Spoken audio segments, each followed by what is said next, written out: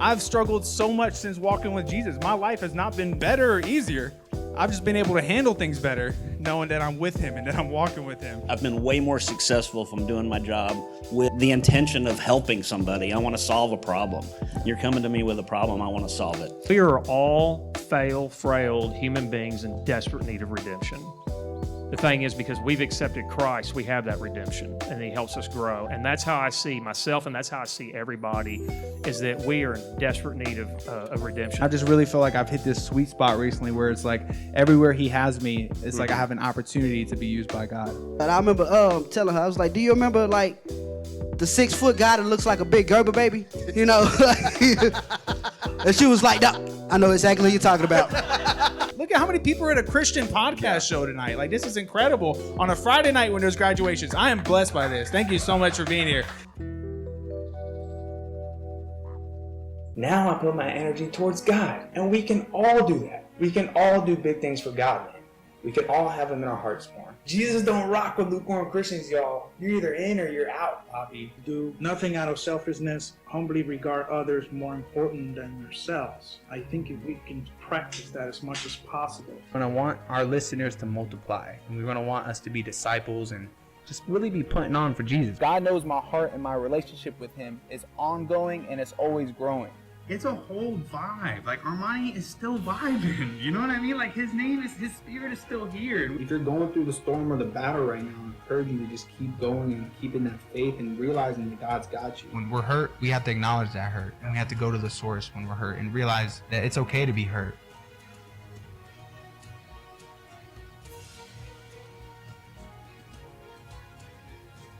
Heaven on earth, come rest on us, come rest on us. Did you see God's promises fulfilled within your life? Yes. Did you go from here to there? Yes. Yeah, you did. It shouldn't have happened like that. Right. And it did. It did, 100%. Don't talk to me like that. You do what I say. One of those is an invitation to, hey, you're a part of this unit, you're a part of our gang, and we are ride or die. We don't talk to each other like that. The suddenly moment of like, boom, like God is faithful. Like when the world said no, God said yes. Yeah.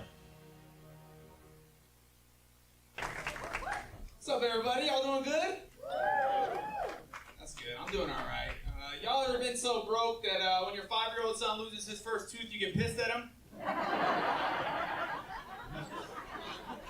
Like, I can barely afford Netflix, now I gotta put money under your little pillow? He's like, Daddy, is the tooth fairy gonna come? I was like, yeah, no, but you lost your tooth on a Tuesday.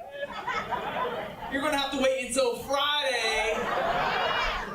Put your tooth under the pillow. He's like, why, Dad? I was like, because the tooth fairy only works on weekends, that's why. Why should she only work on weekends? Because she's in school right now, Monday through Thursday, because she's trying to get a real job. I checked in clear on Friday. I had to put food stamps under his pillow. He woke up so pissed. He's like, Dad, what's this EBT card? I was like, it stands for the Easter Bunny's tripping. Ladies and gentlemen, please welcome Zach Rippey to the stage. Huge round of applause. 4 years tonight. Hello, everybody. Wow. I have to say, thank you so much for coming. We just watched those videos, and y'all didn't laugh once, so hopefully we do a better job in the flesh tonight. You were laughing? Thank you, Mr. Net. You're a real one. Yeah, just really quietly, yeah? But let's try and do our best to laugh and have a good night, a night of joy. We have some great entertainment for y'all tonight, as well as some great comedians that came out to celebrate this awesome moment for me in my ministry and just my life and just all that God has done. I wanted to show you that first video of me. That was back when I was 21 years old, really lost in life, really just, seeking God but not knowing exactly where to find him, and made some rap music to really just express myself. And that was the whole path that I was on for 4 years before God radically changed my life. And we did from stand-up to now we're doing the podcast. And it's just been incredible because normally 3 years is when I kind of shift course. So we stuck in it for 4 years. So praise God for that. And it feels like, thank you. I appreciate it. Man, it feels like interesting. We had this night on graduation. A lot of people are graduating. And I felt like in my spirit that there was this is what this moment was for me and my ministry. It's been such a journey, and I'm just really excited to see what God does next. And I feel like this is a really great night to reflect on all he's done up until this point. And I think we can sometimes miss out on what God does unless we talk about it, and then we declare it, and we testify about it, and we journal about it, and we look back on it, because there's going to be hardships in life. I've struggled so much since walking with Jesus. My life has not been better or easier. I've just been able to handle things better, knowing that I'm with him and that I'm walking with him. And I've laughed along the way. I've met some great people such as yourselves along the way, and I'm just grateful that we can be here to celebrate tonight. So give it up for yourselves for coming out to support this night tonight, y'all. Thank you. Man, I just had a birthday in May also, so this is kind of a birthday / graduation show. I just hit 31, which means I've had 30 years to figure it out, and I'm starting all over again. And I realized something, man. I lose 5 pounds and then I gain it right back. I don't know what's going on. I don't know if it's my age or if just my eating decisions, but I'm at this body size right now where it's really weird, where it looks like I could have been really jacked a few years ago, and I let myself go. But it also looks like I could have been like 350 pounds and I'm doing really good on my weight loss journey. It's awkward to people that don't really know me here or looking at me trying to figure it out. Like, personal trainer, or was he on The Biggest Loser? I know, it's a bummer, man. My wife too, man. My wife's a beautiful woman, very petite, very, in shape. And she looked at me the other day and she said, "You look like the dude version of Amy Schumer." And I was really disappointed. It's not because, Amy Schumer's super unattractive. I was more upset because Amy Schumer's an unfunny comedian. And I told my mom, and my mom was like, "Nah, baby, I think you look like the guy from King of Queens." And I was like, "Oh, Kevin James, I love him, great actor." I was like, "All right, I can live with that. He's in some good movies." And then she was like, "Oh, God, baby, no, not him, the other one, Patton Oswalt." I was like, ugh, it's a bummer. Bummer, dude, bummer. My son Malachi, he's 4 years old. He's the only one in my family that's actually nice to me. He's like, "Nah, Dad, I think you look like a movie star." I was like, "Oh, thank you so much, man." He's like, "Yeah, you look just like Shrek." I was like, "Dang, that's how you feel? All right." But yeah, man, it's funny. It's funny, like, once you actually, you take your insecurities and you just bring them to God and you just, lean into it, The other day I was changing in my closet, and I live in a manufactured home, so it's kind of like everything is like a pierced shot, right? So I was in the closet, Catherine's just laying in bed, and the lights are on, and I just changed my shirt. My shirt got stuck up here in just this awkward position, and I saw her see it, but then she acted like she didn't see it, you know what I mean? And then so I walk out, and I'm awkwardly just walking towards her, and then I say, "I wish I was hotter, because then that would have been kind of cute and kind of, kind of better looking." And she was just like, "Yeah, it wasn't cute, that's for sure." I was like, "I'm trying to lose weight." And she's like, "Have you tried eating ice?" Brutal, man, brutal. And I can't help it. I feel like I'm conditioned to eat snacks, especially when she showers, because I know I won't be judged as much, so I'll sneak into the pantry and I'll be like, "Yo, what we got here? What's going on? Take your time in there, honey." I'm just over here getting the Pringles and stuff. And, bro, I got when they're Pringles, I got Pringles here tonight, not for this joke, but just in coincidence. But I'll put my hand in the Pringles, right? That tube, your hand gets stuck. I'm jealous of Malachi because he has little hands. He can go in there and get them. And me, I'm flipping the tube up, awkwardly, just trying to, bang it on the back of it. And it's not healthy. It's really not healthy. And it's weird. I tried to cut it off, too. I'm like, all right, from now on, when she showers, I'm going to just relax. I'm going to read a book. I'm going to get in the Word. I get in the Word, I hear that shower turn on, and it's like the Pavlov dog stare, y'all. I was just conditioned. My mouth started watering, my stomach was growling. It was like my body knew what time it was, It was time to eat some snacks, I keep snacks in my car, Anyone else? Emergency snacks? And I don't mean an actual emergency, I just mean a traffic jam on I-30. It's an emergency, Homeless people, they know I'm not giving cash. I give water bottles and snacks, dude. That's where I'm at with it. And I'm at this place now where it's trying to acknowledge it, and it just bothers me though, because Justin Timberlake can be, singing "I'm Gonna Rock Your Body," and it's sexy, right? But when I say it, my wife says, "Get off me, I can't breathe." And we're just, belly to belly now that she's pregnant. It's not good. It's not a good look. I'm like, is this what you've dealt with for the last 7 years? She's like, yes, this is what I've dealt with. You know, remember when George Floyd, that whole, 2020 happened? Obviously it's a little controversial, but hey, it's funny. It's a good joke, right? George Floyd, he had the hashtag that went all viral called I Can't Breathe. And I was looking at Catherine, I was like, dang, girl, you've been saying that for 7 years. Where was your hashtag in white square on Instagram? All right, y'all are cool. Y'all laughed at that one. Now we know that's the bar, all right? We know the bar is, But yeah, so my wife is pregnant again. I shared that at the last live episode. We're having a baby girl, and I'm super excited about that. Thank you. That's another miracle that God did, and you can listen to the last episode to hear that. But man, it's crazy. I'm really supportive of my wife right now. She's in pregnancy mode. This is our third child together, so things are different on the third one, and she's been putting stretch mark cream on her belly at night, and I'm really supportive of that. But I'm not gonna lie, y'all. She really pissed me off because one morning I woke up and she was putting it on me. I was like, "What are you doing?" She was like, "You need this. You need this, Amy." Giving me that Miyagi car wash, It felt good. I got used to it after a while. I got used to it. It was good, but yeah, man. And her being pregnant, man, I swear the first trimester is hard. I don't know if ladies' first trimester. Oh, y'all are hard. Y'all hormones need to be baptized in the name of Jesus.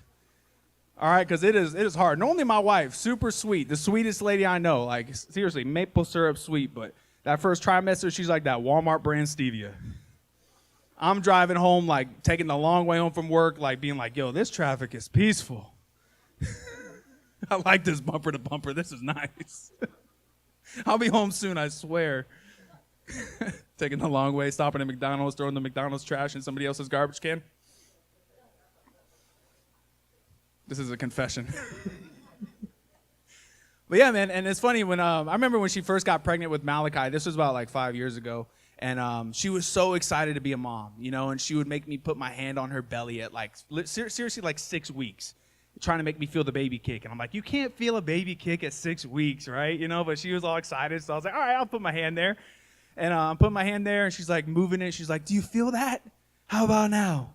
Do you feel that? How about now? And I was like, isn't this exactly what I was saying to you the night I got you pregnant?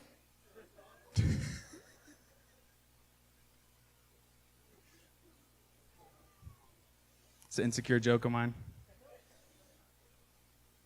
Hey, let's give it up for my niece, Ava. This is her first time out at one of my shows. Let's give it up for everybody. She's helping at the merch table tonight, and I'm really grateful for her.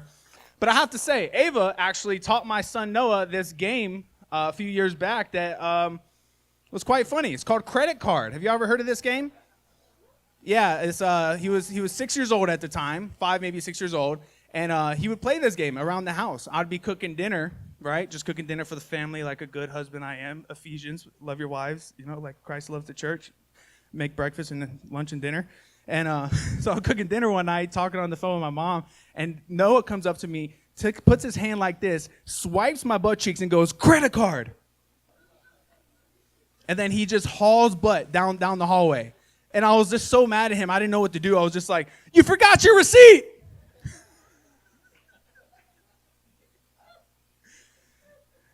And then it started being a game. She taught it it was seriously a run-on game, And kids are funny, so I played along with it until one time, I heard him creeping up on me, and I pinched my butt cheeks, and I was like, "Card declined." You can try the chip though. I'm just kidding.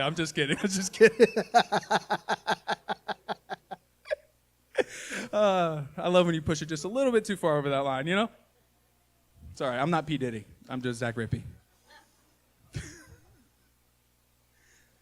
But yeah, I'll leave you all with this, man. I've been going, my church family's here today. Shout out to Thread Church.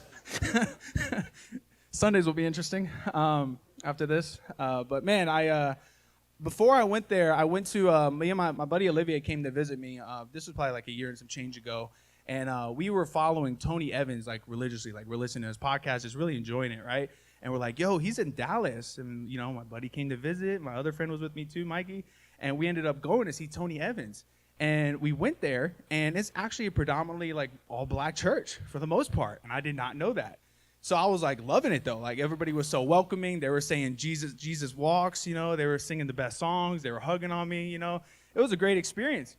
And then they started serving communion, And this is before we did it, they started serving real bread for communion, like rolls, like Texas Roadhouse rolls. I was like, where's the honey butter? Like, how many can I grab? how many can I grab of Jesus' body? Can I get each limb, please?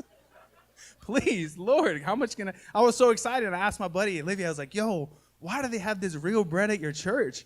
He was like, we don't really like having crackers in our church. I was like, really? That's how you feel? He's like, yeah, y'all a little stale and salty sometimes. Thank you all for laughing at my jokes. I'm Zach Rippey. Thank you so much.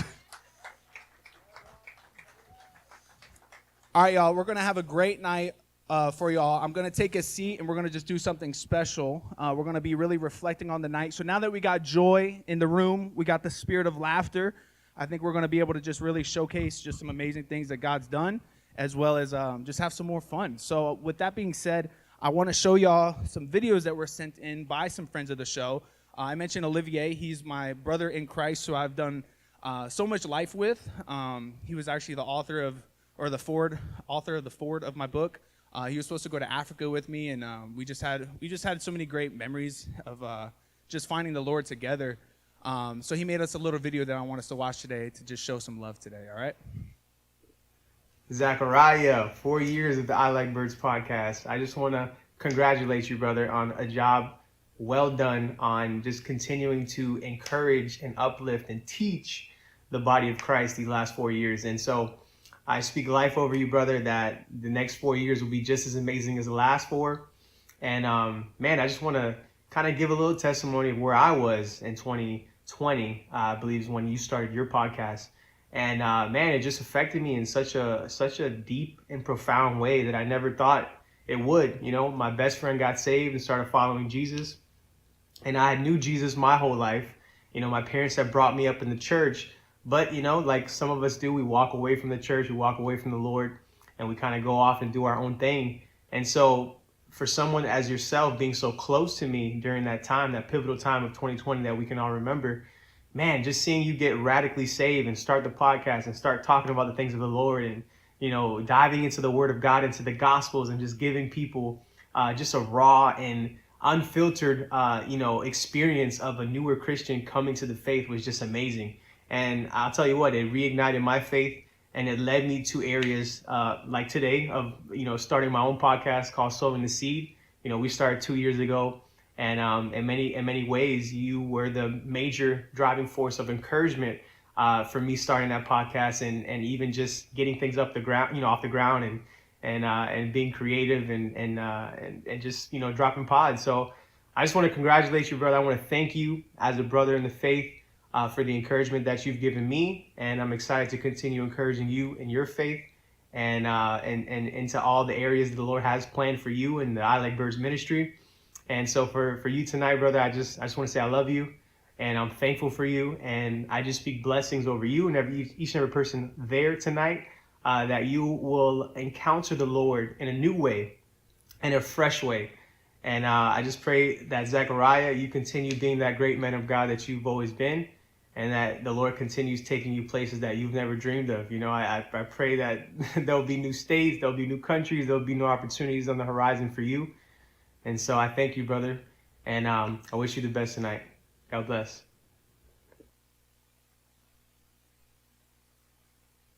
So Olivier mentioned the Sowing the Seed podcast, and that's something that was so awesome because it's like leading other people to also be voices for Jesus is something that I feel like the Lord has kind of instilled on me, and I feel like, I see you nodding because you're in a similar boat where you're like, you want to connect people to like their calling for the Lord, and we can all have a place. It doesn't have to be a podcast. It doesn't have to be a ministry or a church, or you can all have an opportunity to spread the gospel in some capacity.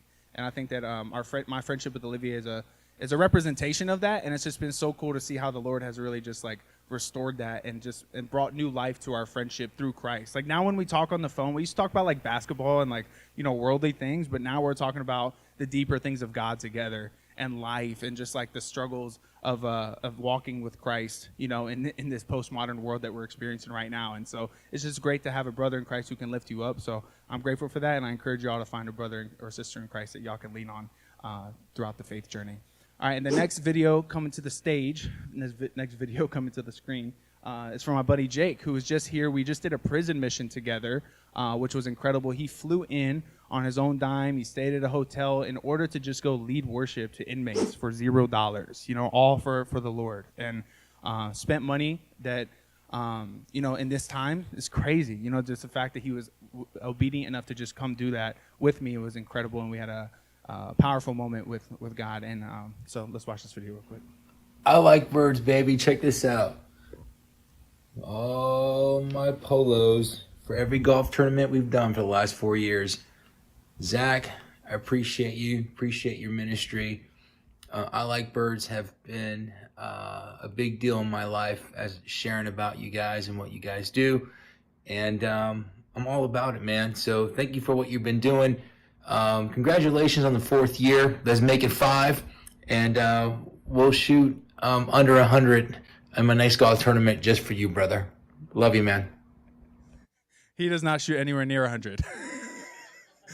On my podcast, I called him Jake Woods, and it's not because he plays like Tiger. It's because his balls always end up in the woods when he plays. But he represents us 4 years in a row. He's been representing I Like Birds at the golf tournament. He'll have like a hole with our, you know, logo on it, and he passes out books and cards, and he's a friend in Florida, so it's cool because that's where I'm from. So the fact that I have somebody there still putting on for what we're doing for Jesus has just been really incredible. So his friendship means a lot, and it was just really special that he made that video. And our next video is going to be something so funny and special. Let's play that one. Zach Rippey. What? 4 years? You kidding me, man? Man, I got socks older than you. Hey, man, blessing and peace on you in the mighty name of King Jesus. Coming at you strong from Lake Tahoe. And I wanted to say, man, I'm just so proud of you, man. So proud of your ministry. So happy to get the chance to partner with you. And you need to know this, man. The world is a lot better place with you in it, man. It truly is. I look forward to seeing what all King Jesus is going to do. Now, if you're like, where are you at right now? Can you see me back there holding up there? You see that? I'm here.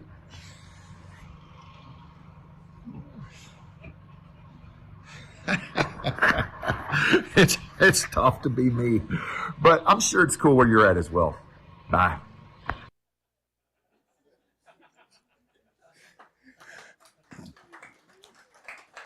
That was Pastor Troy Brewer, who we did a live show here for our first one, and I was just texting him the other day, and he sent me that because I was doing the show, and it was just super special. It really made me smile and made me happy, and it was crazy because in that same conversation, he was telling me how good of a day it was because they just rescued a 16-year-old kid out of prostitution in California that same day.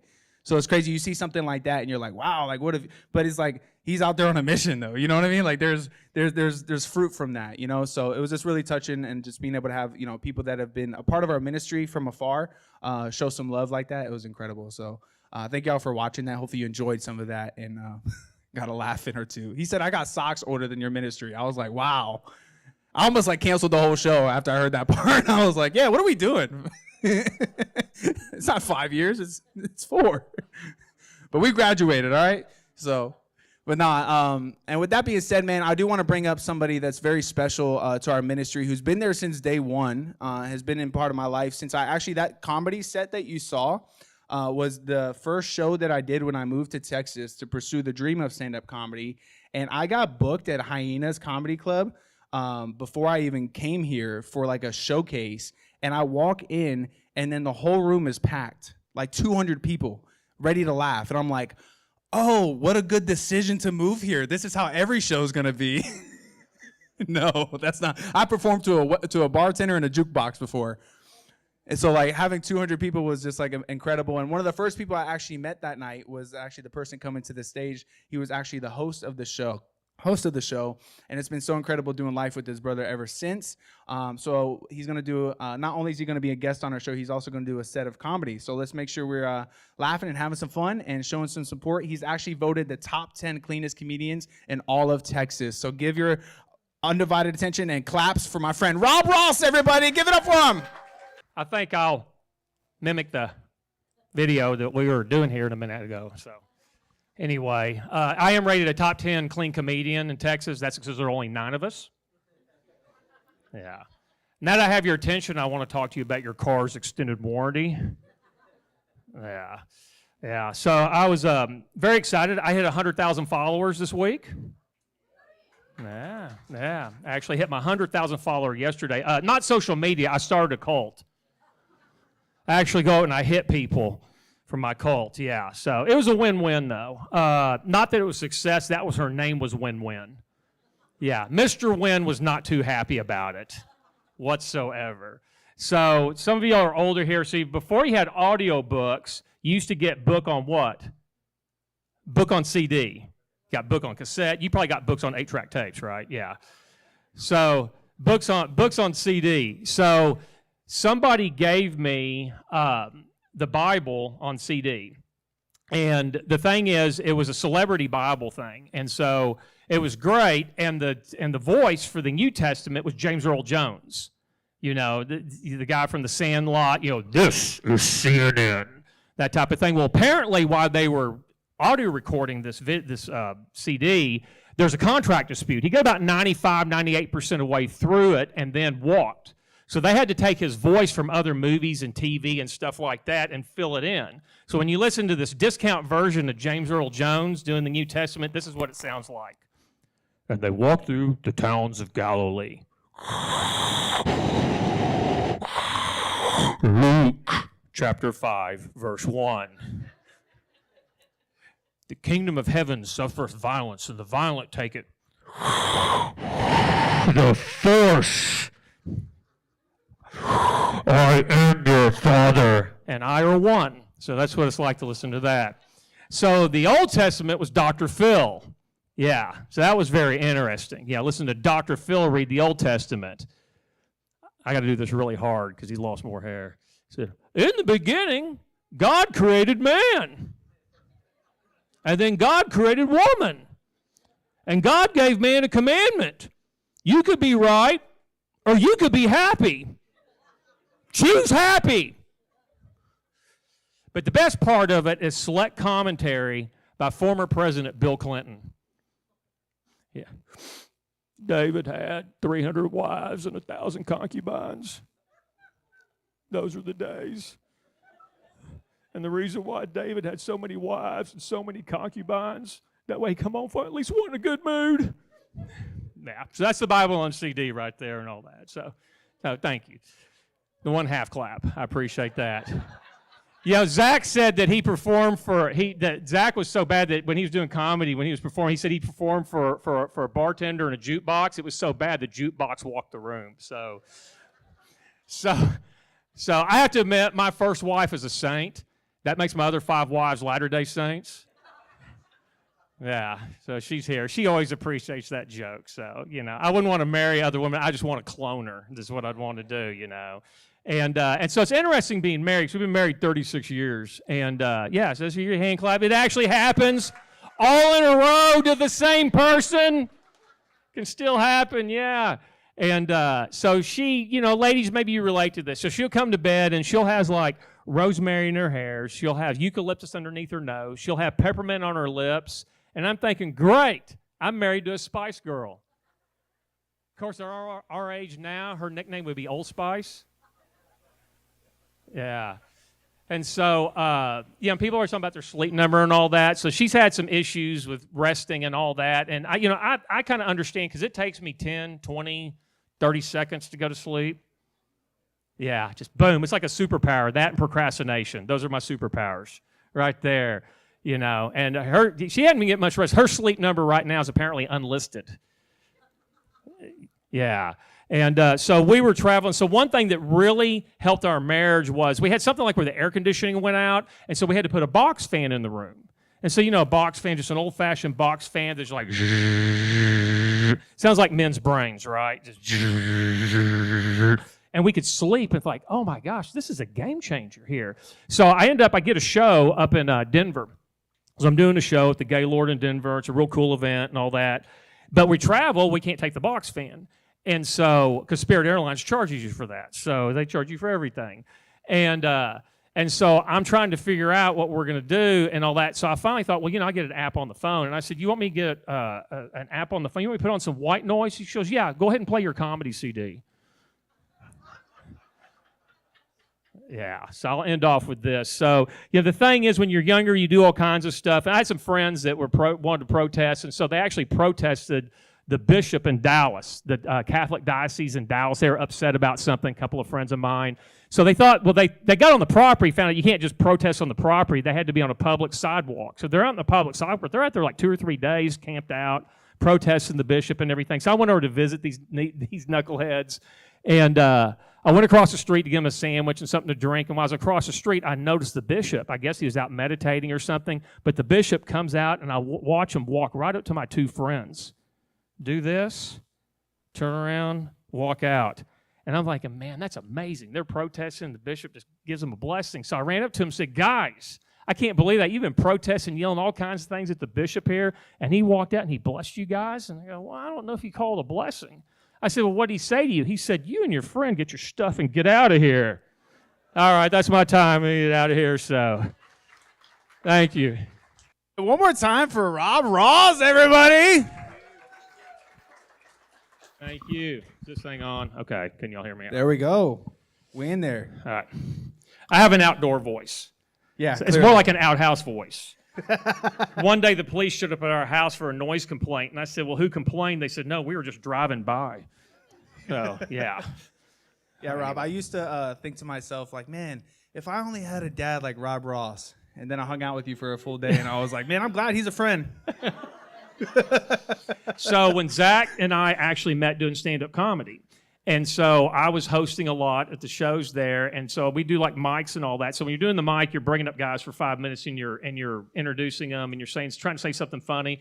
Do you remember how I used to introduce you? You don't have to tell what I did. Do you remember? I don't remember, no. Yeah, I used to introduce him as my second favorite comic from Florida. And then I'd say, everybody else tied for first. Let's welcome Zach Rippey. That's how I brought you up on stage. And officially, he goes, please stop doing that, man. Yeah. Stop telling them I'm from Florida. It gets me like on a bad start. You know? Like, people judge people from Florida, I swear. I get it, though. But then you got saved. Yep. So you started reading the book of pandemic hits. Mm-hmm. Pandemic started reading. And here was the thing that he doesn't, I don't know, he went out about it early on. But Zach he's very entrepreneurial, and he had worked himself to the point to where he was waiting tables, and he got to where he was running mics and gotten paid to run mics. Like I can't remember if it's Sunday through Thursday or Monday through Thursday, but he was making enough money that he could quit his job, not have to wait tables. This was such a big preeminent. I remember when this happens, and I was with him. I gave you a stool, signed it, said, "Man, here's for your comedy," and he. And he just said, man, I put in my 2-week notice. Tomorrow's my last day. I'm doing comedy full time. And then the pandemic hit. Thanks, God. That's why I went to the book of God. You know, I went to the word of God. I went to Proverbs specifically first. I'm like, I need some wisdom in this. How does my dream feel like it's coming true and then it just gets ripped away out of nowhere? Well, we know where it came from. It came from China. But out of nowhere. and that's where the faith journey began. But also, like, I felt like God had to really pull me out of there to get me walking with him, because I was going to church for years, but I was 1 foot in, 1 foot out. And I missed the revelation of the gospel. I missed like the truth and the real rawness. And that's of where Jesus. he met his wife, because his son was going to children's ministry, and then that's where you met your future wife and everything, going to church. Yeah, exactly. Still happens. Yeah, it still happens. Yeah, it's not all Tinder. You know, it's everywhere else too. With him, it'd be more chicken tender. But anyway, that's me. 100%. But yeah, so Rob, man, yeah, you were there from the very beginning, man. You were showing love, and yeah, maybe a little closer to the mic. No, he's waving me down. He's waving me down. He wants you to speak into the mic. No, I think he's wanting me to leave the building. Oh, dang. So that's probably what it is. He was like, is this good enough for you guys? Yeah, you hear good? Everybody good? Okay, all right, cool. Thank you. But yeah, man, you were there from the very beginning, man. I remember you were like one of the first people because you tuned into the podcast. You were hearing the faith journey, and you were one of the first people in my life, in my circle here, that took me to lunch, you know, and had a conversation with me about the Lord. And from there, you were giving me resources. You brought me the biggest box of books I've ever seen in my entire life, full of resources.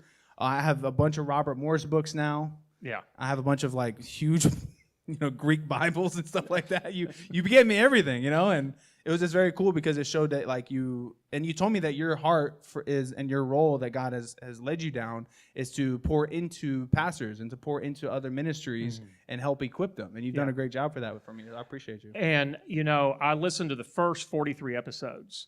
So Zach was new. So, his thing was, you learn as I learn. It's such a unique podcast. He just got saved. He's just really now, he knows some because he's been exposed to it, but he's now reading the book of John. He's really been exposed. He's being if you listen to the first episode, he's being very honest about a lot of things. We won't go into now. You can go back, listen to the episodes. But he would do some things like, for example, he'd go, man, turn over with me over to 2 Corinthians. And I'd call him up later. I'd say, Zach, he's like pulling a Trump. I was like, Zach, it's 2 Corinthians. And then my favorite one was like, I was looking at the book of Job the other day. And I was like, I never did the job. And it's like, but his heart is just so tender, saying, I'm learning this new here. I'm learning these things and all that. And it was exciting. And I actually just didn't listen to a lot of podcasts back then. So I listened. I'd be mowing the lawn or whatever. And then I'd call you up on this, that, or the other. So, yeah, I'm just very proud of you that you're 180. Let's give him a hand clap. 180 episodes, 4 years. That's a lot of work. Wow. Yeah. And you know what's interesting? You just said 180, and I was thinking about a circle of like how things have changed full circle. Or change, not full circle, change half circle, which is when you actually change. When you turn to 180 is what you're trying to say. Because when people say 360, it's wrong, but it's actually 180. So I just want to clarify that for our online audience as well, that it's actually 180. So when you said 180, that's what I thought. Yes. So yeah, see, it's very honest and open, clearly. But yeah, it's been incredible what God has done, and just it's been exciting because I feel like when you pursue things for you, it's easy to like give up on them or like change your mind. But I think when you do things for God, it's easier to kind of stick with it. And like I was sharing with you guys earlier, I went through a phase of like, I would do something for 3 years and then I would shift to something else for 3 years. And I would shift to something else. And I never found that like one thing until I found God, honestly. And then I felt like I can build my entire life around God and I can surrender my entire life to God from there. And that's when I felt like, that's when I saw the blessings come from it, even though there was definitely hardship and struggles along the way. But and then, as we were talking, I say, you're going to do this. I tell you what you're going to find happening. You're starting out, you despise not the day of small beginnings, the Bible says. And I said, if you can get to episode like 117, because at that time, when he started, there was 4 million podcasts, and about 1 million of them are 4 episodes or less. Usually the first episode is testing, is this thing on? Because they're trying to get it out, publish it, see if that's actually working. And I was saying, once you get past 100, you get past basically 117, you're going to start seeing the algorithms start working for you on that.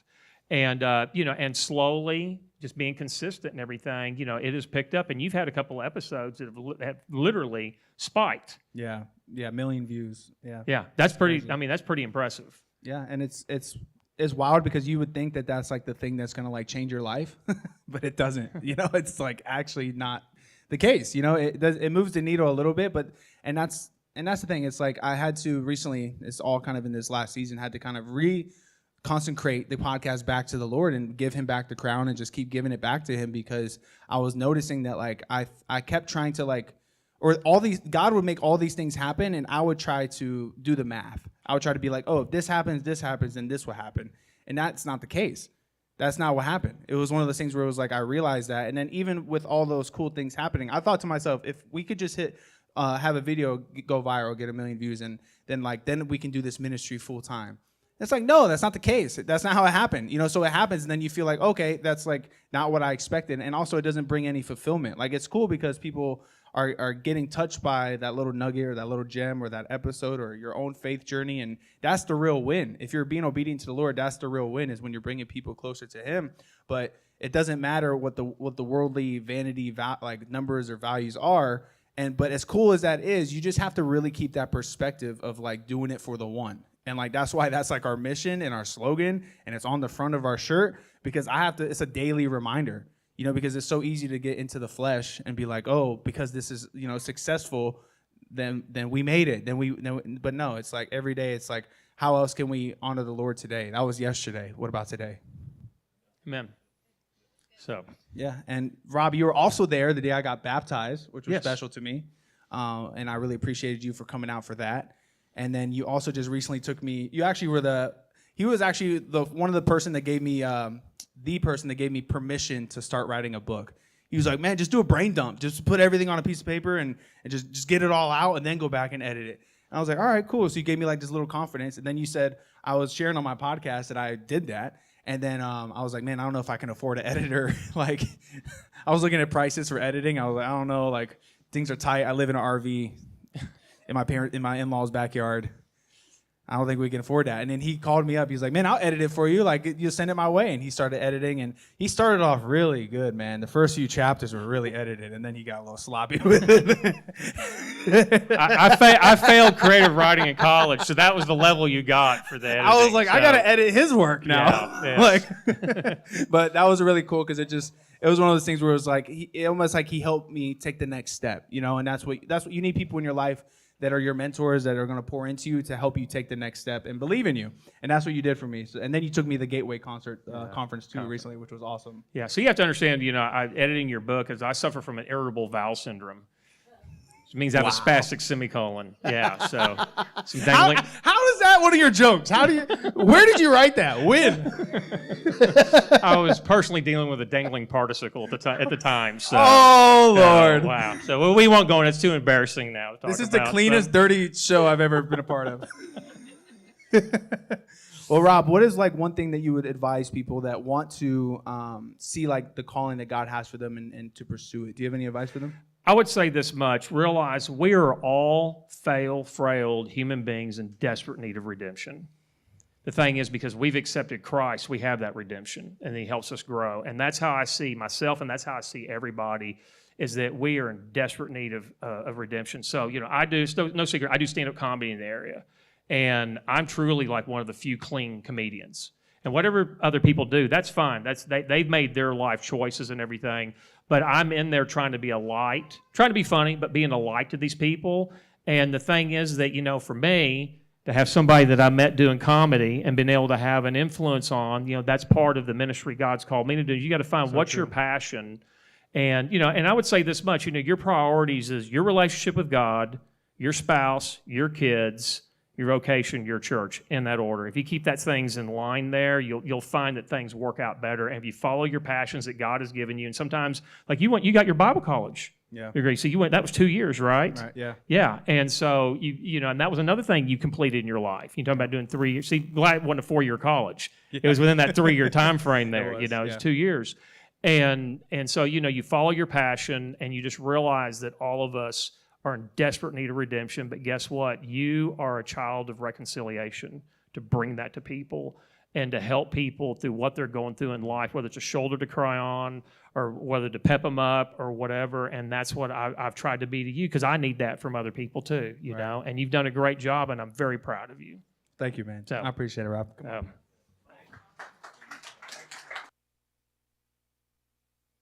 Thank you so much again for everybody being here tonight. We got another special guest coming to the stage. This gentleman actually, I mentioned to y'all that I lived in a manufactured home. I mentioned to y'all that I was living in an RV in my in-laws' backyard for about 9-10 months. That felt like 10 years. And this gentleman actually helped my family get into our first home, and it was a big part of our story to be where we're at now in Alvarado, Texas. So put your hands together for my friend, Kevin Smyth. Kevin Smyth, how you feeling? I'm feeling good. Yeah?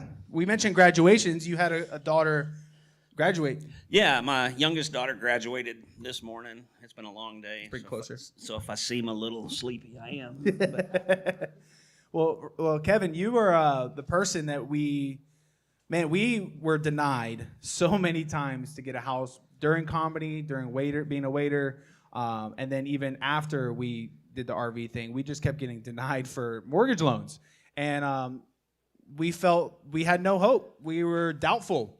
We were knocking on the door of God like, yo, what is going on? Like, you've called us to start a family and to have roots. And we went and saw you at Oak Creek Homes, and you found a way. But man, so talk to me a little bit about just like our encounters and like what has that been like for you, and that experience has been like? Well, I'll tell you, meeting you, Zach, was it was a blessing in itself. I mean, you brought an aura into my office. Just a genuine goodness, and I could feel it.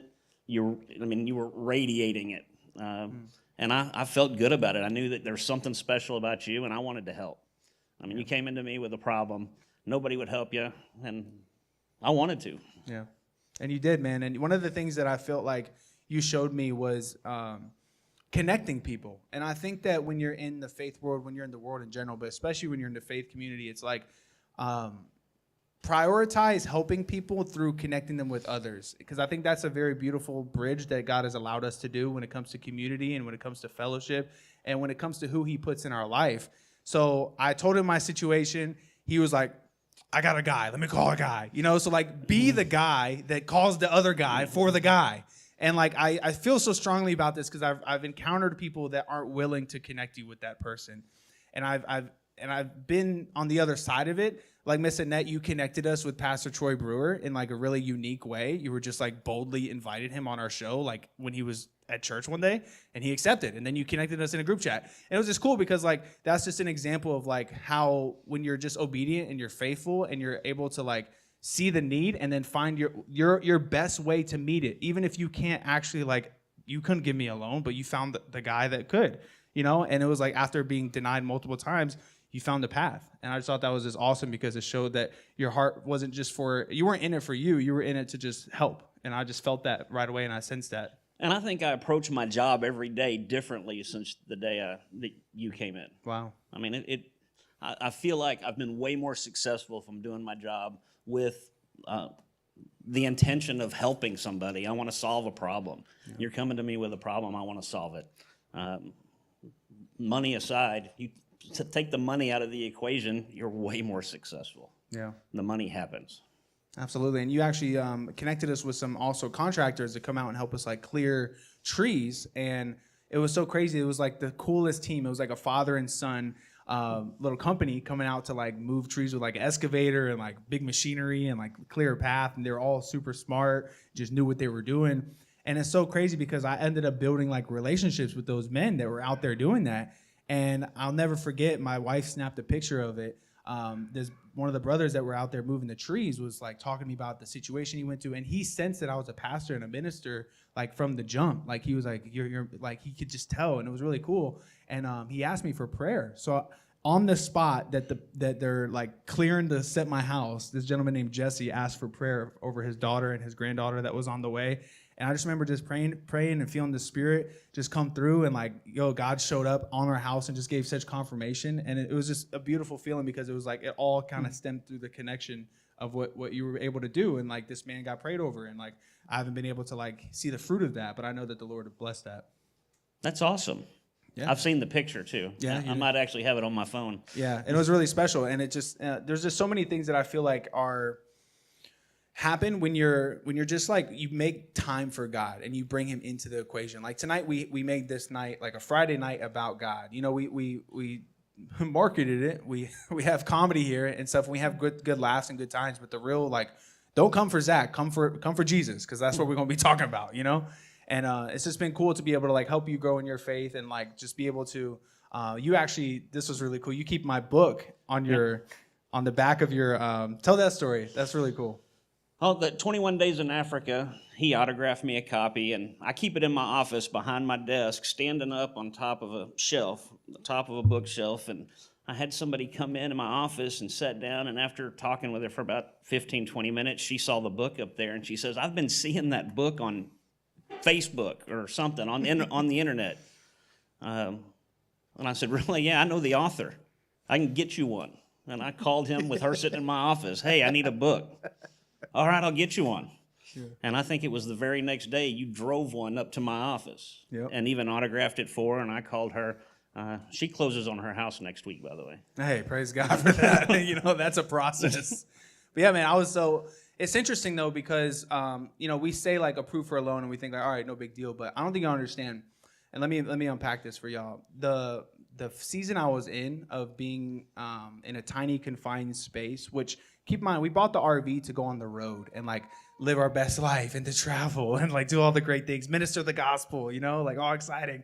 And we did that for 4 months. It was incredible.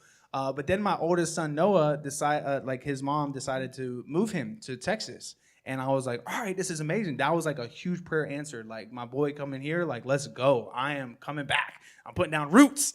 And it turns out I was just putting down grass. in the backyard of my in-laws. I was putting down tire imprints is what I was really doing. And they were gracious though. Like they obviously let us stay there. We were like, we didn't have to pay rent, which was a huge blessing. We can save up for everything we needed for the house. But it was just so hard as a man with like, my wife was pregnant with Zeke at the time too. And we were like, are we going to have this baby inside an RV? Or are we going to have to go to a birthing center? Like, what's the whole thing? And it was just, and that was right around the time I went to Africa too. So there was just all this like, honestly, inner struggle as a man and as like a provider of the family of like, help me figure this out. And so like waiting for that whole process to go through, being told no. And like, it all kind of worked out after like 9, maybe 10 months. But that whole time it's like, Kevin, I need you, bro. You know what I mean? Like when you're so like, Kevin, what you got for me today? Are they moving the house? Like, where's the update? So having Kevin in my life for that season was like so helpful because it was like the catalyst that set us up for the next, honestly, it's probably the next decade of our lives to where we're at now in Alvarado. And it's a crazy testimony because my father-in-law ended up selling like a piece of his land that he had in Mansfield for the same price in 2 days for the same price at the acres that we live on now, which is like 43 acres in Alvarado, praise God. And we're able to live out there and we have like a little homestead now. We have goats. We have a bunch of cats and dogs. I know you don't like cats, Alex. Have a bunch of cats and dogs. And we're just figuring it out, we got a greenhouse in the works. I'm learning how to, mow and do all the things and, be a man a little bit. I put in a fence, put in a little chicken coop, no bigs. Like, come on. I'm a city boy that made rap videos. And I'm out here in the country wearing John Deere and a cowboy hat. What's good? Come on, somebody. But so yeah, you were just a big part of my journey of getting to where I am now, to where I'm at my home, and it just feels so great. So I appreciate you. Well, I appreciate you. I feel like I'm blessed to know you. I mean, you make me want to get closer to God and walk with Jesus, and I think you helped me take my first steps into my walk with Christ. Wow. And I fail every day. I try to do it. I want to live a godly life. And used to, I'm a sinner. I fail every day. But now when I do it, I actually notice it. I recognize it and try to correct it. Right. I mean, that's a big step for me because I was crazy. I did everything the wrong way. And it's a daily surrender. And it just shows, though, like, never underestimate, like, your voice for Jesus. Because, like, you look at us and you're like, oh, how could this young person that doesn't have a house that lives in the backyard of his in-laws' house possibly reach, a gentleman that's, seasoned and mature? That's a nice way to put that. And but you can, you can be a young buck reaching somebody that's, seasoned. Oh, I've learned more from you than I have 12 years of school. Wow, praise God, man. That blesses me. The value of what I've learned. Well, thank you, man. And I appreciate you tuning in. I appreciate you sharing everything that we do. I appreciate you supporting us with the books and just being a friend, man. A friend in this time and being a bridge. I'm glad to be a part of it. I'd love to do more. Hey, absolutely, man. We'll connect more. So give it up for Kevin Smyth, everybody. All right, y'all. Our next guest coming to the stage. Man, I have to tell you, and we'll obviously talk about it, but this gentleman, man, I feel like God sent him at the perfect time in my life. And he helped me think bigger. He helped me think, he gave me like kingdom values and principles that I never heard before, and allowed me to grow in that and to question my vision for this ministry in a way that was elevating it. And just so thankful for him. Let's put our hands together for Aaron Rocamontes, everybody. Clap your hands.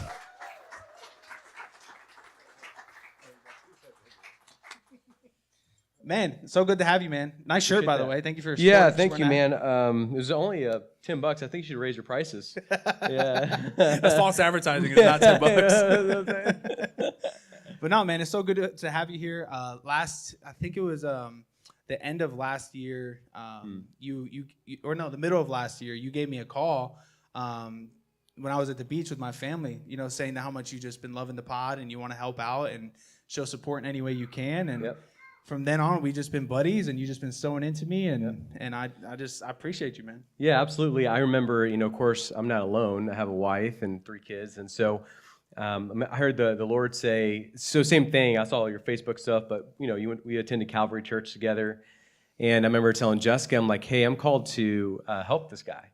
And she's like, she knows my past, so she's like, how much? I'm like, well, I don't know, like if it's money or anything, but I just need to meet with him and then allow the Holy Spirit to kind of discern and direct that path.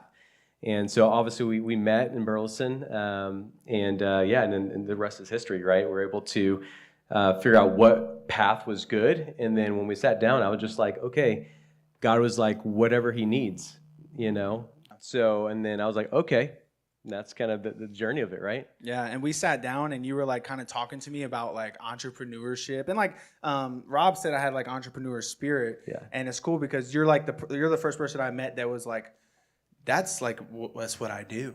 Mm-hmm. You know, like that's how I move, you know. And that was so cool to be able to like just kind of see the way you operate into a way of like elevating yourself in God and making sure that you know that that he has big plans for you, and he has a big calling. You saw big things for us. I don't want to say before I saw it, but in a different way, you know. And it was just really special to experience that from somebody to come support us in a way that was more than just words. You know, you sowed into us, and that was like a big thing last year for us, and it was really helpful to just like continue increasing what we do on a ministry capacity with our reach, with our studio time, with everything that goes into having a ministry. Yeah, you know, I just fundamentally believe that Satan hates a man who leads, who is a spiritual giant for the kingdom and is financially independent.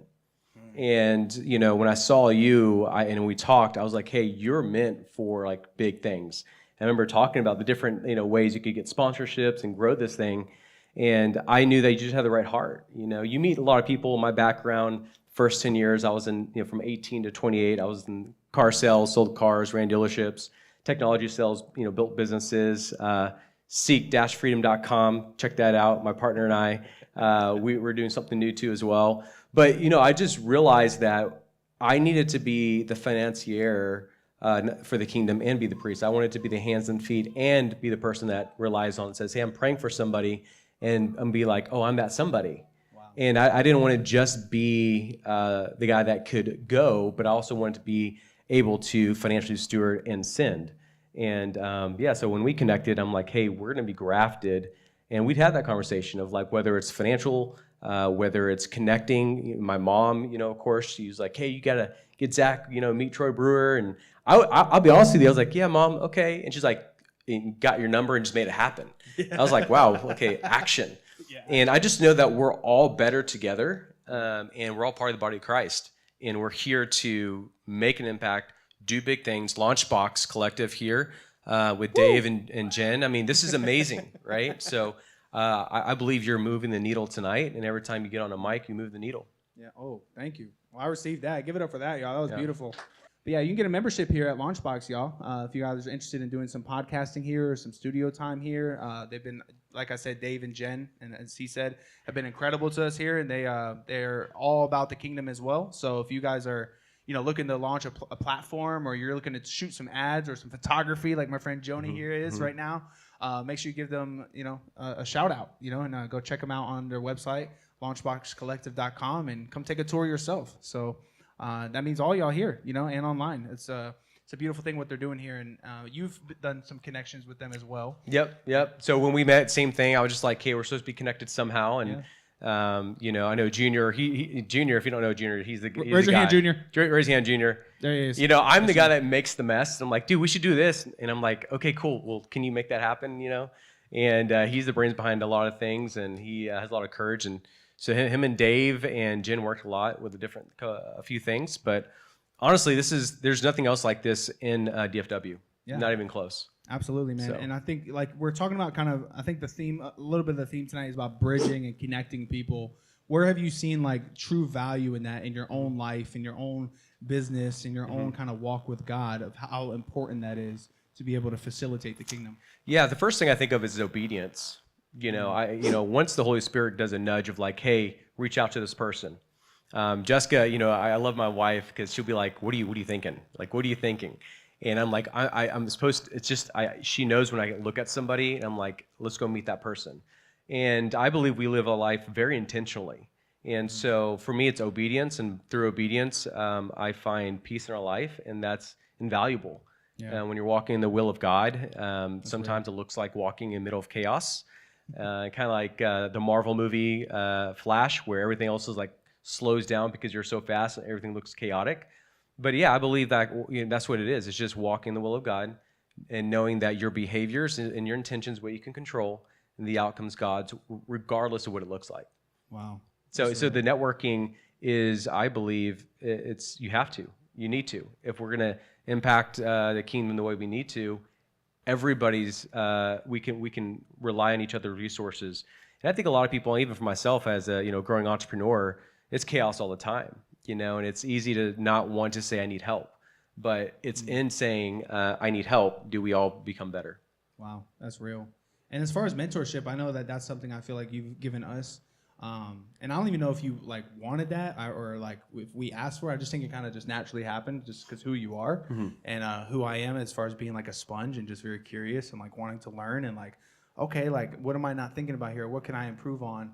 And that's kind of where I came with you is like I'd come to you with like kind of questions about things and just like really just diving deep into like what is in store for us when it comes to this ministry and like when it comes to just collaborating with different partnerships and just like getting other ministries on, like we talked a lot about that of like, let's help other ministries as well grow, so we had like FCA on, we had Intuba on, your friend Chase, who unfortunately couldn't be here tonight. And we just started collaborating with people that were doing big things for God too. And I think that's the beautiful part about it because it's like, God has given me this platform, and it's like, why not have some people that don't have the platform on to showcase their story? We had my friend Nina Willis on as well, who does rainy day counseling, which is awesome because she's also helping people as well. So it's just like a beautiful thing to be able to collaborate in a way that brings honor to God and also helps people. And it's just beautiful. So how do you feel like mentorship has been kind of something that God has breathed on you to be able to give to other people? Yeah, so I do believe that you either you pay a price or a cost. I've been saying this a lot. So you either pay a price for a mentor or you pay the cost of not having one. And, I really believe that mentorship and having alignment brings clarity. Focus is an action verb. So you have to do something. That's what creates clarity is the behaviors. And I believe mentorship is vital in my life and my personal experience. And so because it impacted my life and how I live my life, how I view it, the frameworks, the concepts, the things I've realized, I was making decisions based off false frameworks and the impact I had on me in my life. So when I see you and we were talking and the way you were talking what I saw, I was like, hey, I think I can help this person. And that was it. That's as simple as it gets. Because I believe it was said just a second ago, you see a problem, you want to solve it, whether it's sales, right? So I do technology sales too. But with people and as an entrepreneur, when you were talking, I was like, man, this guy has no idea like what he's capable of. Yeah. And, I don't know, you tell me, if you see that with somebody, are you going to sit there and watch or are you going to get involved? Yeah, definitely get involved and encourage and like I'll help you think of ideas. Like whenever I'm so big on like helping people pursue their passions and like believing that they can turn those passions into paychecks. Like I truly believe that we are all able to do that. We just have to be bold enough to like pursue it. And it is bold because there's a lot of skinny months where you're lean, and you're like, yo, hey, I might go work here because it's not as lean over here, I might have to make this decision. And that's the thing you have to do, it's one of those give and takes where Alex Ramosi, who's somebody we both follow, talks about as well of like you gotta do both sometimes. And you gotta pursue your passions while also providing, so until your passion is the thing that provides fully, that's you gotta do what you gotta do. But at the same time, it's like don't dismiss your passions just for a check, because that stable check is never going to make you happy like pursuing your passions would. And I believe that once you find that passion involved with God, that's when you're in perfect fruition. You're in your place. You're in a place of like, I understand I'm at a higher purpose. And so like, for instance, like I have some buddies here that we're going to bring up shortly about that are comedian friends of mine. And just recently I felt like the Lord really just speak about like, he's still using me in the comedy scene. And it was weird because I felt like I went back for it as like, for provision. I was like, all right, let me like start getting back involved in comedy again, like and being on stage and and hopefully, you know, being able to find a way to make money for a family. But then I started seeing like that's like secondary again now. You know, now it's more so like, yo, let me go fellowship with my friends and let me bring them closer to the light and let me just have fun on stage and just bring honor to the Lord in any way I can through joy and laughter. And I just really feel like I've hit this sweet spot recently where it's like everywhere he has me, it's like I have an opportunity to be used by God. Yeah. No, you're exactly right. We've gone through that season too as well. You know, it's amazing how you can, one can chase an outcome and be super, like, have no peace. And then one can chase the obedience and that behaviors of that every single day, just that daily bread, and have ultimate peace, even though the outcome's like chaotic. Like, you could be like, wow, that's unfortunate. But I really believe it's just, you know, we talked about it before, it's what meaning you put towards it. It's the horizon, the long-term horizon. You know, you make a decision, you're like, well, that was a bad decision. And then 3 months later, you're like, oh, man, that was a good decision. And 3 years later, like, no, that was a bad decision. And then when you're 65, you're like, man, I'm really glad I made that decision. And so if you just realize it's a long-term mindset of like everything happening is happening for you and not to you. And they're stepping stones. They're building you up. They're carving you. So you know, it's the potter. He's creating the clay. That's and right. You just got to be willing to get molded and stop fighting it. And it just kind of all works out, you know? Yeah, absolutely. And I think of, we just did, in the prison mission we did, Roseanne was preaching and she was talking about the cocoon that like a butterfly must go through after their caterpillar. And the fact that like, somebody once tried to help the butterfly out of the cocoon, and so the person like opened up the cocoon when they're. It feels so weird to talk about a cocoon right now, but just bear with me. Opened up the cocoon, and then the butterfly fell out and died. Wow! Because the butterfly, science says the butterfly needs the strength and the struggle to get out of that cocoon in order to thrive and prosper. So sometimes you're in that situation where you're struggling. And you're going through turmoil and you're like, God, where are you? What are you doing? Like, I thought I was called to this. Like, for instance, our ministry recently, I said this on our last episode, we were like in a place where ministry was super successful. We have all these big guests coming on, great opportunities, doing live shows, book stuff is going well. Like all this different stuff was going well for the ministry, but my life felt like it was in crumbles. I was like, man, we can't pay for stuff. We don't like, what is going on? This is wild. And it was like backwards, you know, it was like, I wasn't able to, I missed it. You know what I mean? I missed the mark on like what was truly important. And you know, when Rob was talking about the hierarchy of what is important, where it's like God, wife, children, your vocation, then your church, I had things backwards. I had my order backwards, thinking that the podcast was going to be my provider instead of the Lord be my provider, and me having to go out and like do what I have to do to provide for my own and my family as well, and putting in that work. Yep. Yeah, it always goes back to, especially as me, I don't know, for me, my perspective is the provision, the protector of the family. And, you know, maybe it's in your 20s, maybe it's in your 30s, but you hit that moment where you're like, I got to get it done. You know, you're on the road, you're like, I'm freaking going to make some money, you know, like this has got to work. And you white knuckle life for so long. And then God will whisper to you, you done? Yeah. Yeah, I'm done, God. You know what I'm saying? Like, I can't do this. You're right. You're right. I can't do this. And it's amazing, exactly right. You take the wheel, and then it gets to the point where whether it's the attitude of I believe or I just don't care what happens, whichever one, it's a peace that comes upon you. And to your point, you're like, oh, I get it now. I was just doing it wrong. And yeah, when you just I noticed that switch when you just give it back to God, it doesn't necessarily mean like you hit the lottery and money comes in. No. It just means you start walking that path again. And it's amazing. I think Dave and I were talking about it a second ago in entrepreneurship. You get to voluntarily walk that path where you're like, okay, it's the 30th. Okay, it's going to be good. It's going to be okay. And but yeah, you get to, just truly trusting God. How would you encourage like our audience here today and those watching online to trust the Lord with provision? Yeah, try to live life without his trust, right? I think that, I guess my personal experience, at 18 years old, I started selling cars, and then, I a full commission for 10 years.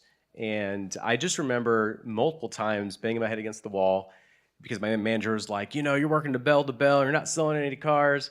And I just remember believing like, God, I just believe if I do the behaviors, I do the actions, and I show up every single day, that you will reward that. and you will show up every single time. And it never failed. It seemed like it was the last day of the month. But what was funny, finally I got out of that cycle of, God, I believe you if I make money, to realizing, okay, how much is my marriage worth? Millions. How much is my relationship with my children worth? Millions. If I lost them, what would I lose? Millions. So I was born rich. Wow. I'm a millionaire now.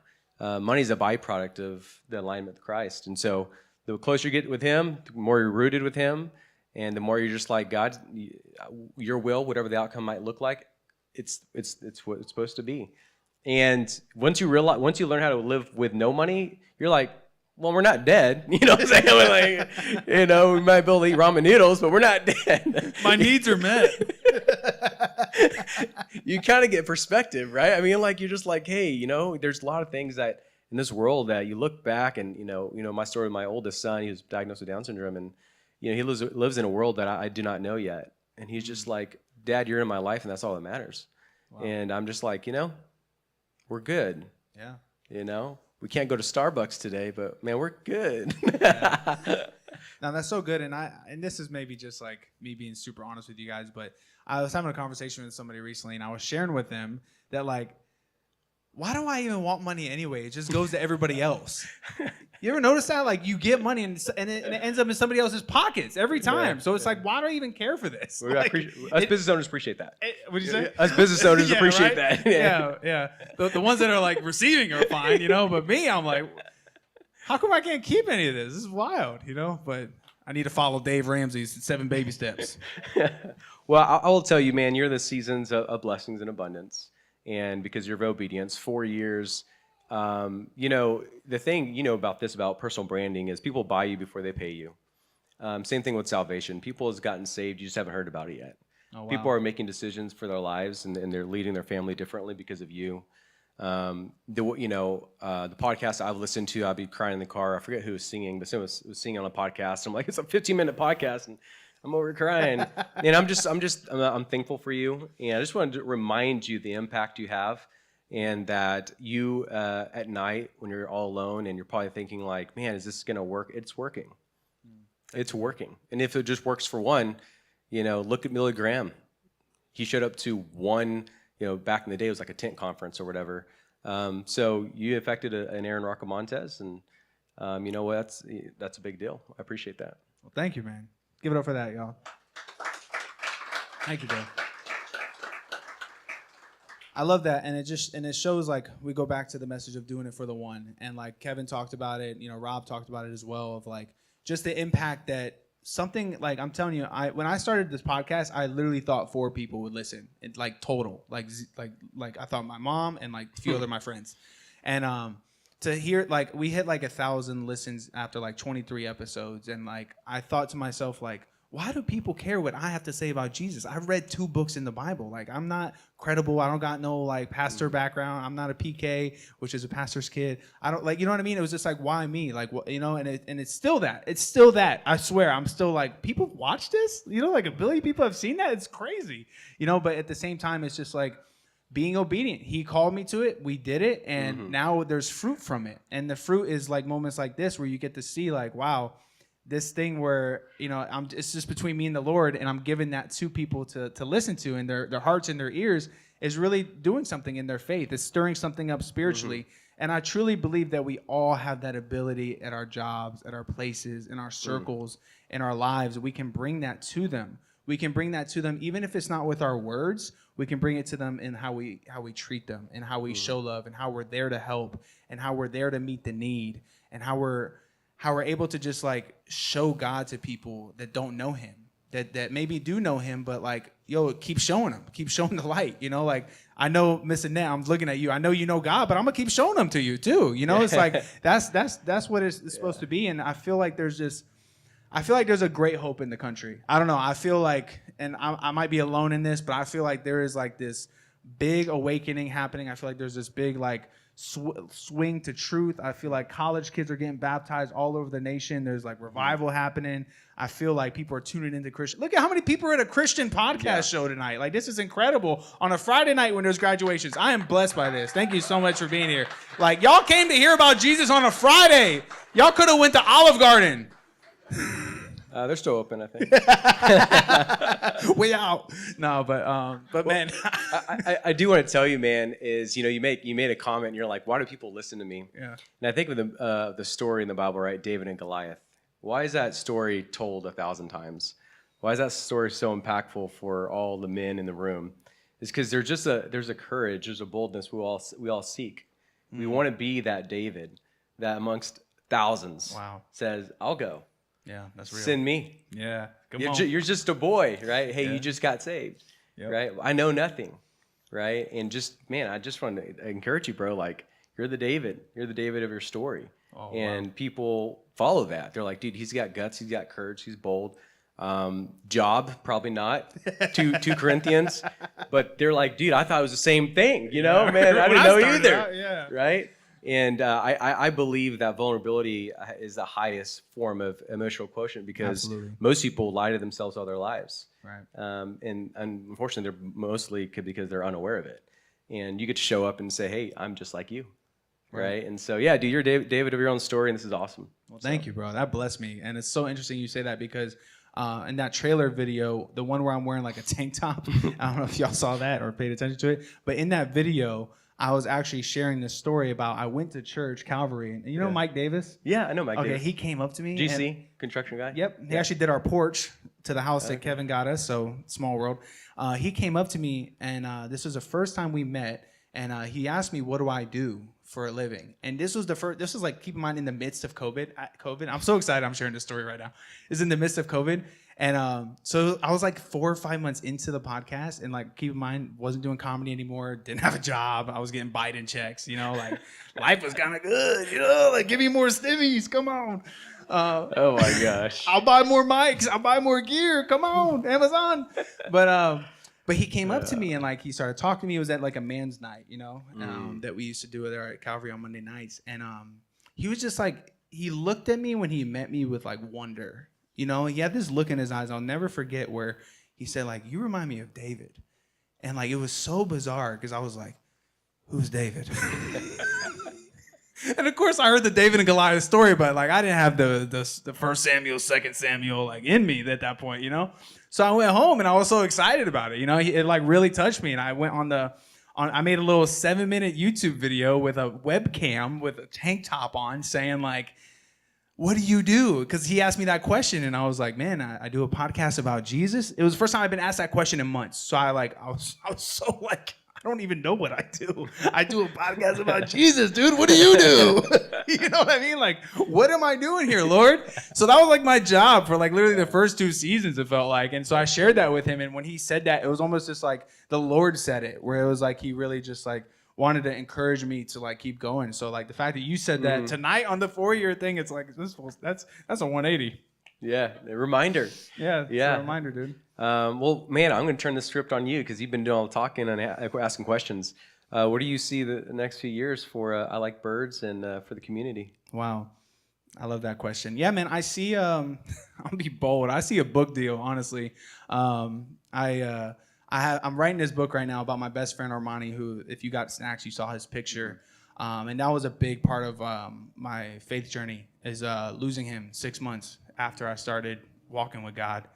And man, I'll tell you what, if I didn't have God, I would have been a wreck. I would have been in the fetal position. I would have been broken. I would have been, everything. I wouldn't have been able to love my wife and my children. Like, I would have just been in shambles. But because I just recently read what the Word of God said, I knew where he was. I knew he was in eternal life. And so I'm writing a book about his life right now, Armani's life, and I'm writing a book about just like walking through grief and through trauma. And I think that a publisher is going to want that book, and I'm believing for it because I think it needs to reach as many people as possible because Armani's life was worth it. He was like an angel walking on earth, and he's the best person I've ever known, and I miss him, and I want to honor him, and I want to just keep his name alive while also pointing people to Christ, because like I would have never been able to like get over that, and like not even get over it. I would never been able to be healed from it and be able to walk through that season. And I'm still walking. I'm still hurt. I still feel like it was the wound that opened up other wounds in me. And I want to be able to help people, because everybody's going to lose a best friend at some point. Everybody's going to lose a parent. Everybody's going to lose somebody close to them. And if I can help people with like one of the most serious things involved in the human experience, I think that's the win, and that's the big goal that I feel like is next for me. And I feel like the podcast is going to be an outlet to point people to that. But I don't think the podcast is as high as we're going to go for the kingdom of God. That's good, man. So I appreciate you, bro. Well, good.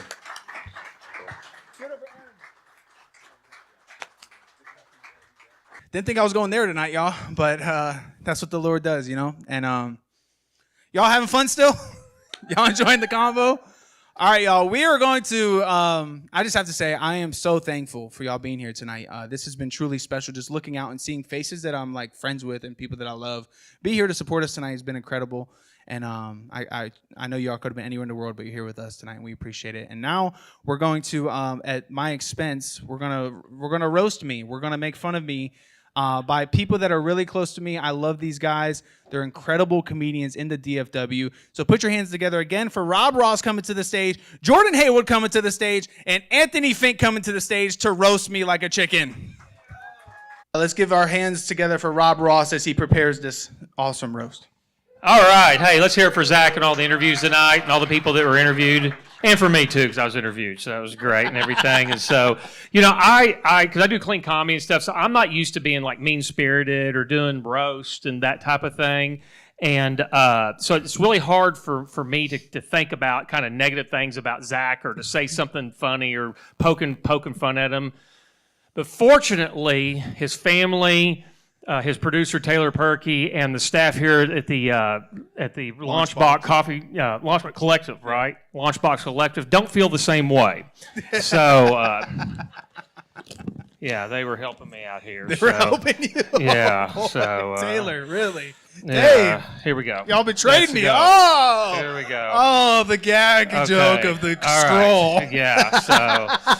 So we're gonna go there. So. Anyway, so Zach was very excited about tonight because he heard that there was going to be a roast, but he was disappointed to find out that there weren't like potatoes and extra gravy with it.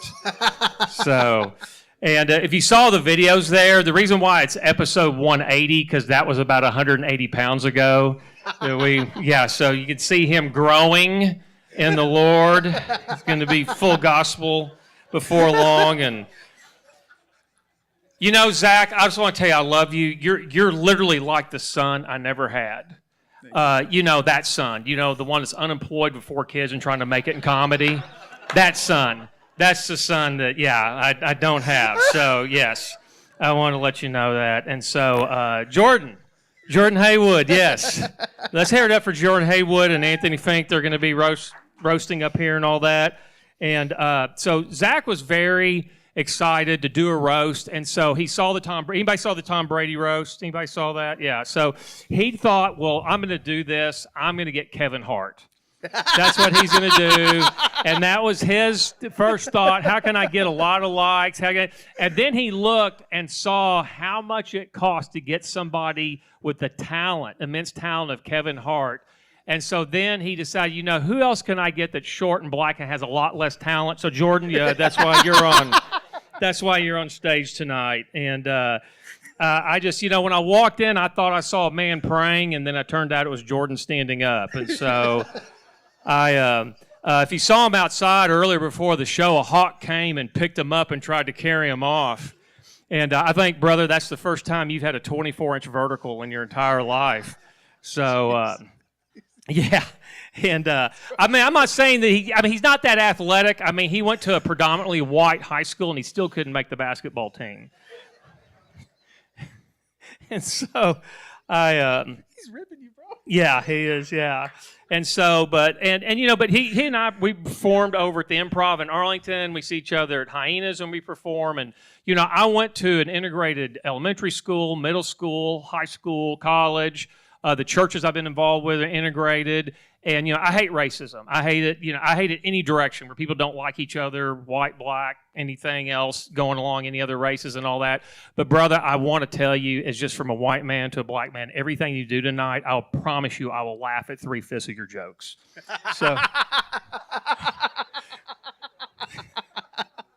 So, one of the recent guests that had a lot of likes on it was a guy from Dave Ramsey's ministry. What was the guy's name? John Deloney. John Deloney on there. And so Jordan was very inspired by John Deloney's testimony and all that. So he needs to pre-plan some things and all that. So he actually bought one of those prepaid funeral plans. And but he, on his budget, it's a very discount funeral plan. Basically, it's one pallbearer and an Air Jordan box. Going to bury him in. Yeah, and at the funeral, they're going to throw him in the air. And then he's going to see if he can get a 36-inch vertical during the funeral. So, for once in your life, yes. And then here, my buddy Anthony Fink here, yes. And I can see that the anorexic Elvis impersonator convention is also in town this week. And and so Zach wrote his book. He didn't talk about it a whole lot, but Zach's book is called 21 Days in Africa. So Zach went there for 14 days and then got stuck for another week. That's right, and everything. Well, Anthony's working on his book called 21 Days in Rehab. And he went there for 14 days and they kept him another week. And so people ask me to basically describe Anthony Fink, and I said, if you see two guys walking down the street and one looks bored, the other one's Anthony Fink. I appreciate you getting that, Jordan. So I said, yes, he knows Anthony. He was the other guy that walking down the street. And so, and you can always tell Anthony, his dating life, it's going back and forth. Let me put it this way. If you're at a restaurant on Valentine's Day, you'll probably hear the maitre d' yell out, Anthony Fink, table for one. Anthony Fink, table for one. Yes, so... your producer, Taylor Perkey. Let's hear it up for Taylor here. He's out doing the shows and all that. Taylor, I would kid your personality, but you can't kid something that isn't there. Yeah. And he, during the pandemic, grew his beard out. And he actually got the beard of the day nationally, right? I saw it appear there, yeah. And the only problem is the reason why he had to cut it is because the hair kept falling in his food. But he made it a win-win. He'd always use it as floss during his meal. So, yeah. And I'm sorry your mother-in-law and father-in-law are here. Sarge. Yeah. Sarge, was he in the military? Or that's his last name. I'm always thinking about if Sarge had a son and they called him Sarge, would that be stolen honor or would that just be borrowed? Because it'd be Sarge. And Sarge, though, his doctor, he goes to a doctor that's very famous. His doctor did the world's first hemorrhoid transplant. And that's Ava's grandpa. Yeah, yes. And your wife, your precious wife, isn't here tonight. She's with the kids. Yeah, she's with the kids. Catherine, yeah. right? Yeah. And all that. And so, I know, right? Catherine, the thing is, they've been married how long now? How long have you and Catherine been married? 7 years. 7 years. Give a hand clap. 7 years here. Thank you. That's the 10th anniversary. That's 7 years out of eating out of tin cans. So, and so Catherine, it's 7 years. It's down the road. And so she came to Zach and she said, I want you to look at me intently and with interest. When you see me, I want you to look interested in me. And so he got her to get a Sudoku tattoo right on her. So he looks at her, level 5. He's up there doing that, trying to look interested, and all that. What's Sudoku? Yeah. Sudoku. And, so they had the kids, and, that's a struggle. So my wife and I, we had 4 kids, one of each. And, it's a math joke. I'll give you that one. And so, so one of the kids wakes up in the middle of the night, and, Zach says to Catherine, they say, they that rock the cradle rule the world. And Catherine's like, well, why don't you go rule the world for a couple hours while I get some sleep? Yeah. And so one of the things that Zach does also, he's very entrepreneurial, is he does Fiverr, right? That's the name of the thing, is Fiverr? Fiverr. Yes, Fiverr. I don't use it, but anyway. But he's written a couple of speeches for people graduating from Harvard, commencement speeches. And so he writes a speech and they pay him. And so here's why it's called Fiverr, is because every time he writes a speech, what they pay him is, here's $5. Here's $5 for you. $5. Here's always $5 for you. I'm low budget. Yes, For that's, sure. yes. And Zach played basketball. He loves playing coached the basketball team, loves playing basketball. So Zach on the court will always tell people he was the white Charles Barkley. He's the white Charles Barkley. The only problem, he's shorter, fatter, and has a lot less talent. So, yeah. I do tell people that. That's yes. And, Zach, this event, have y'all enjoyed this event tonight? Yes, this has been a really great event. Zach, for me personally, this has been a very special event because once I'm completed here and 10 more hours of community service, I will have fulfilled my legal obligations. So I want you to know that. And I'll just end off with this moment of just advice to you, Zach, is never judge a man till you walk a mile in his moccasins. Because that way, if he's still mad at you, you're a mile ahead of him. He's barefoot because you have his shoes. So I just wanted to tell you that. Tell you I love you, brother. So Thank you. All right. So Jordan, I think you're up next. Is Jordan up next? Jordan's up next. Jordan, here you go, Jordan. Give it up for Jordan Haywood, everybody. My good friend, everybody. Give it up for him. Thank you, Zach. Thank you, Robb Ross. My man's been doing stand-up for 30 years now and has made $30. Exactly. And it's been a good year for him. He cleared 25 of those this year. Like he's finally picking up. But I do. I really appreciate this, my man. Yeah. I do come from a Christian background, but I don't spend a lot of time. I'm more spiritual than religious, which means I haven't committed to give God 2 hours of my weekend yet. One of these days, though. One of these days. But no, I do. I really appreciate you, my man. I appreciate this whole event. And I also want to thank Robb Ross for my boat insurance. I never knew. I don't even have a boat, but he sold me the insurance. He's good at his job. I'm not gonna lie. It pays to have white friends. It do. Even Fink, even though he looks like he works in a lab where they genetically modify the cooties. I still appreciate him though. He's a good guy. He really is. He's a good guy. But no, I really appreciate Zach. And it's really, honestly, I kind of felt it hard to do this because I don't really do mean-spirited jokes either, but I don't do clean jokes. Like that's the harder part. Me and this guy are absolutely filthy. So if I don't say any curse words, then I did a good job today. But I really do. I appreciate you for bringing me to this event, my man. Zach has really done a lot of things. He's one of my first Caucasian friends. I let him know this all the time.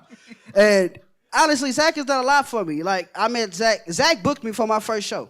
Oh, wow. First show, December 2019. Ralph Barboza was actually the headliner on that show. Oh, you remember that? Yeah, Haltom Theater. Yeah. Now, he didn't make it because of car troubles, but, He was still booked. Hey, he was on the show, though. And let's be real, this was a Ralph Barboza that Zach could afford to book. So, much different times. Much different time. But no, I really appreciate it. And I remember talking to my girlfriend about it, and I was telling her, yeah, I got booked by Zach. And she couldn't put a name to the face because she came out with me a lot at the beginning. She couldn't put a name to the face. And I remember telling her, I was like, do you remember like the 6-foot guy that looks like a big Gerber baby? And she was like, no, I know exactly who you're talking about. Don't say anything else. I've too encountered the giant toddler man. I was like, yeah, that's him. Yeah, that's my boy. That's my boy. No, I do. I appreciate you though, Zach. I appreciate you for bringing me out on these type of things. I'm not gonna lie. I didn't prepare for this all that well. I ended up getting an Xbox on Tuesday, and we know as adult men, something takes precedence over others. And I've committed my life to 2K at this point. So here we are. We're gonna do what we got. But yeah, no, man. I remember thinking about that all the time, like, cause he was booked. Ralph was also booked on that show, which is a cool thing, cause I still tell people I did a show with Ralph Barboza, cause he was still booked on that show. I feel like I deserve that at least, Like, yeah, hey, I still got it, and I repost it every Christmas with like me, Ralph, best friends. Yeah, my man.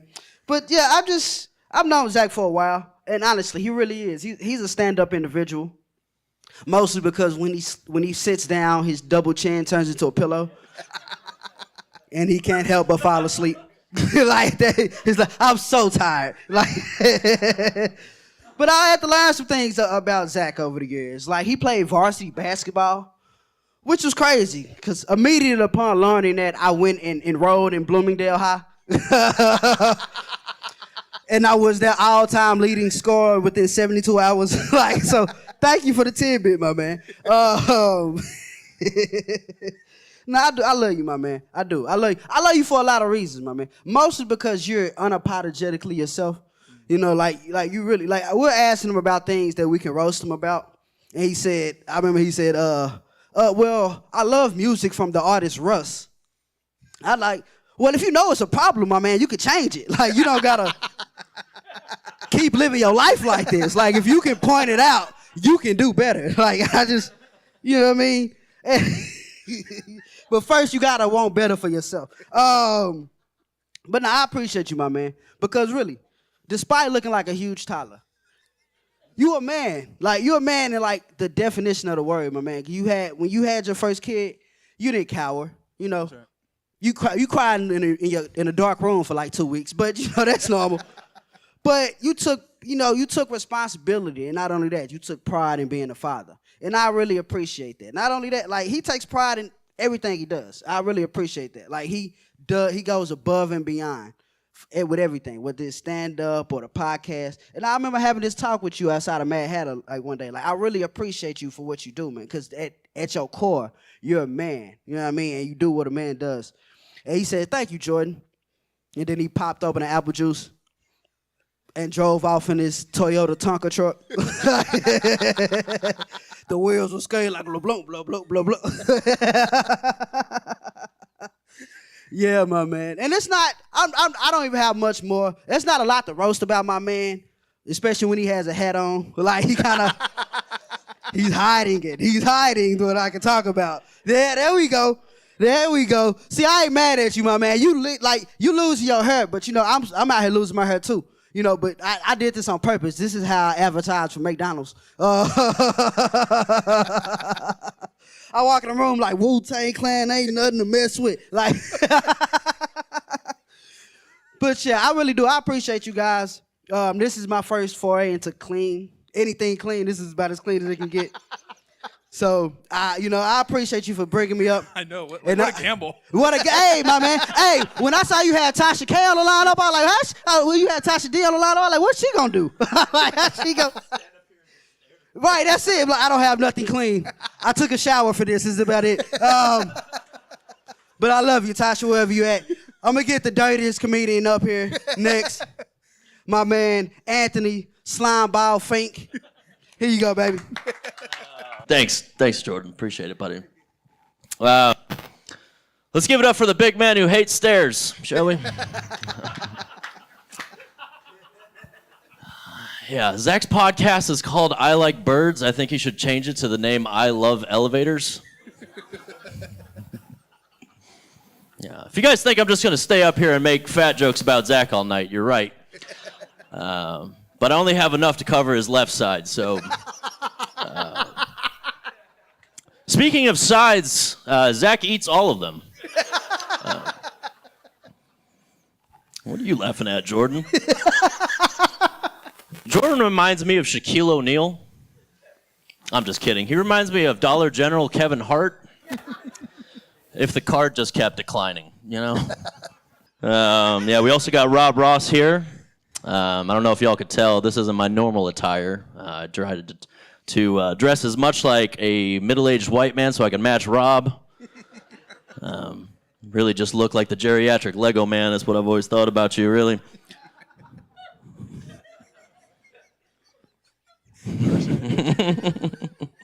Zach's really strong in his faith.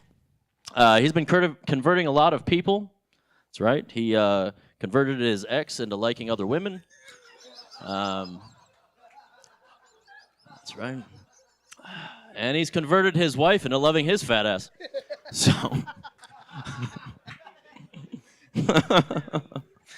Anyway, Zach's wife is so out of his league. We all know that. First time I met her, I was expecting to hear a Russian accent. I love that joke.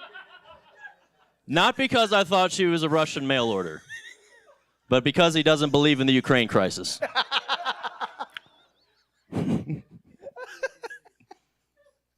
Yeah, that's. I mentioned that Zach Zacks is a lesbian. I don't know if that was news for anybody, but I feel like I have to mention that because Zach drives a Toyota Tundra. He is officially the first straight white male Republican to out lesbian an ex.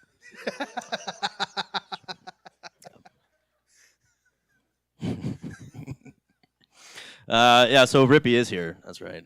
We tried to get Tom Brady, but Netflix. You know. You and Tom Brady have got almost nothing in common. Tom Brady is 20 years older, 20 years lighter, and he's got Super Bowls and all kinds of other things going for him. The one thing that Zach and Tom have in common is that if his wife was to take lessons from a jiu-jitsu instructor, she would also leave him like Giselle did.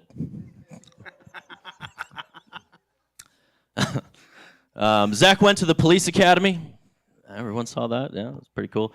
He claims that he got kicked out of it for selling weed in high school, but I think it's really just saw his rap video that we got tortured through earlier.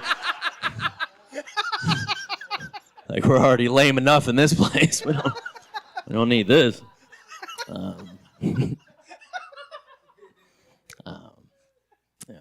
No, I give him a hard time, but I've known Zach for a number of years, and he's always been a good friend. He's always been a great colleague too in the comedy scene. He's always created amazing opportunities for us fellow comedians. So honestly, really all I have left to say is thank you, because you've been a great, genuine friend. You've been a great comedian. You've been a great producer. Everything that you do 100% between your faith, your family, everything. So your friendships as well. Just keep doing everything that you're doing, man. You're a great guy. All these people are here because of how great of a person you are. So just keep doing you and keep doing everything that you've been doing, and everything's going to work out. So give it up for Zach, everybody. Hey, thank you, bro. What do you think? Should I roast them?